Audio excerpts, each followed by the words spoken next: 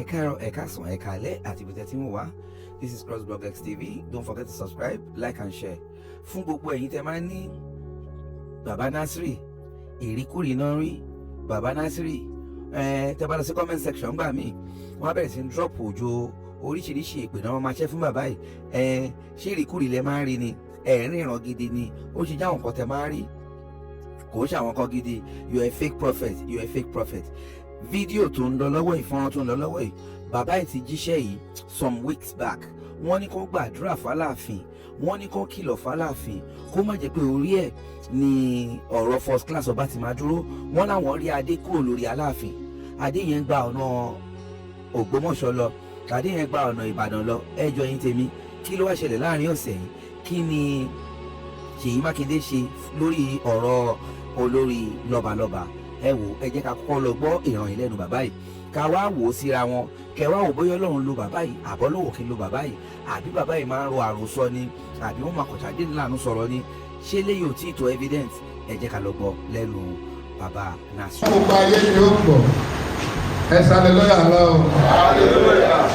Kí tó parí, mo rí adé àti ọ̀pá tí ó dìde nílùú Ọ̀yọ́ tó wá sá lọ s'Ógbómọ̀ṣọ́, sá lọ sí Ìbàdàn, sá lọ sí Ìwàràpá. Ó wá sá káàkiri, kò dúró níbìkan. Tó bá ti dé ìlú kan atọ́bíà atọ́sálọ atọ́lọ ìlú mi. Mo béèrè pé kí ni ìtumọ̀ àti àpẹẹrẹ ohun tí olú àwọn ọmọ ogun mi rí.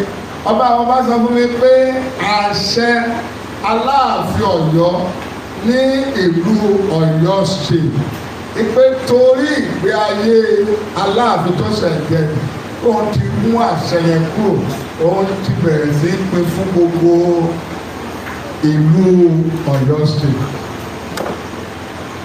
Àṣẹ tí Aláàfin Ọ̀yọ́ fi jẹ́ olórí ọba gbogbo Ọ̀yọ́ nítorí ẹni tó ṣẹ̀jẹ̀ torí ó kọlu òun. Ohun tó gbọ́ ló ń ṣiṣẹ́ lé lórí, kò ṣiṣẹ́ lé ìdàgbàsókè. Nítorí yẹn òun gbé ìjọba rẹ̀, ìjọba ìlú Ọ̀yọ́ láti lè fi dójú ti gbogbo ìjọba tó fẹ́ lò láyé, pé òun gbé ìjọba àṣẹ ìlú Ọ̀yọ́ látòrí ẹ̀ òun pín káàkiri gbogbo Ọ̀yọ́ sí. Ẹ lọ kọ́lẹ̀ ọ̀, ẹ kọ́lẹ̀. Bí àwọn ọmọ Ọ̀yọ́ tó wà káàkiri tá bá fẹ́ kí wọ́n dìde kí gbogbo àjọ gbàdúrà fún, kó má jẹ́ orí ẹ̀ ní first class Aláàfin of Ọ̀yọ́ yóò ti máa di ilé tí gbogbo Ọ̀yọ́ yóò máa ṣe kíni tá máa rotate ẹ̀. Tó dẹ̀ jẹ́ àbùkù ńlá, ẹ̀gàn, àlékún ńlá fún ìlú Ọ̀yọ́ àti ìjọba rẹ̀. Ẹ kọ sílẹ̀.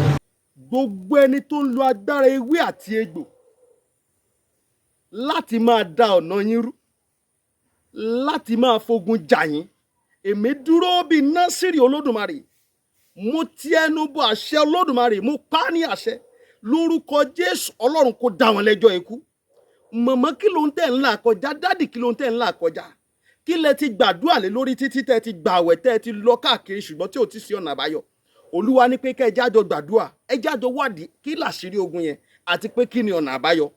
Ẹ̀rọ ọ̀bánisọ̀rọ̀ tẹ́ fi máa pè mí fún àdúrà àti ọ̀nà àbáyọ òun náà ní +234 70 25 47 54 27. Lẹ́ẹ̀kan sí +234 70 25 47 54 27. Olúwa ní kí n ṣe àkànṣe òróró tí a lò wọnú ọdún 2026.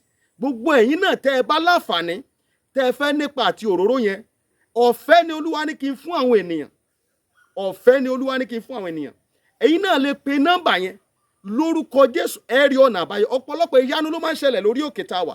Lórúkọ Jésù, ayé tí yín náà máa gba ìyanu. Ó ti rí bí ó ṣe bẹ́ẹ̀. Jésù Olúwa wa. Àmín, àmín, àmín lórúkọ Jésù. God bless you. Stay blessed in the name of Jesus. Amen.